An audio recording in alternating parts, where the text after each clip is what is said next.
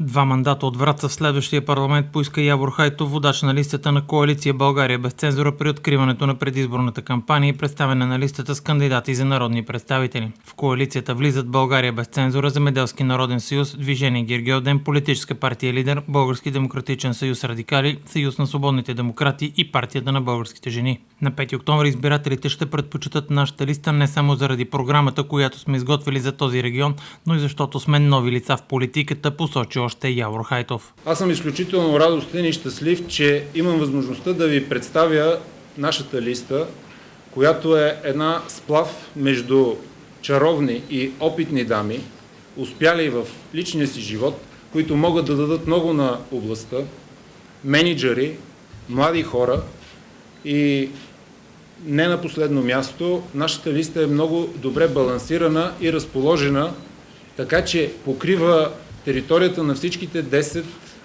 общини. В листата на Коалиция България без цензура влизат още Веселина Борисова, Павлина Иванова, Георги Димитров, Диляна Давидкова, Симеон Симеонов, Соня Предоева, Христо Иванов, Иво Иванов, Цецко Кривачков, Александър Гешев и Георги Генов. В програмата за област Враца ясно са разписани по два конкретни приоритета за всяка една от общините, заяви още Явор Хайтов. Това, което извеждаме пред скоби, е създаването на работни места.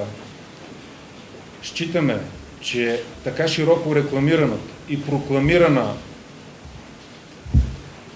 изграждане на инфраструктура на територията на България по време на управлението на ГЕРБ за Северозапада не се случи.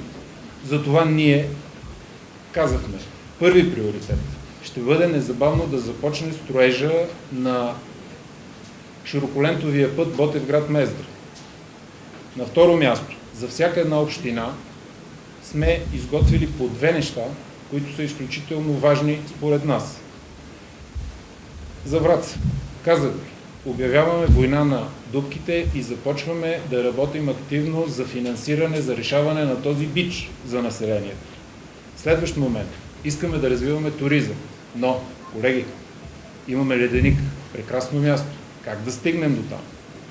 Събрахме експерти, които направиха анализ, че е необходимо финансиране в рамките на 1 милион лева, за да може леденика да бъде това, което беше национален туристически обект. Водачът на листата на Коалиция България без цензура пое личен ангажимент да устоява усилията за отваряне на военното поделение във Враца и за окончателното решаване с юридически аргументи на казуса с бившата джамия. Считам за горчив привкус до паметника на Ботев да пее мюзеин или ходжа. Най-малкото това нещо е решено от отдавна и Врачанската джамия си е част от парк Врачански Балкан.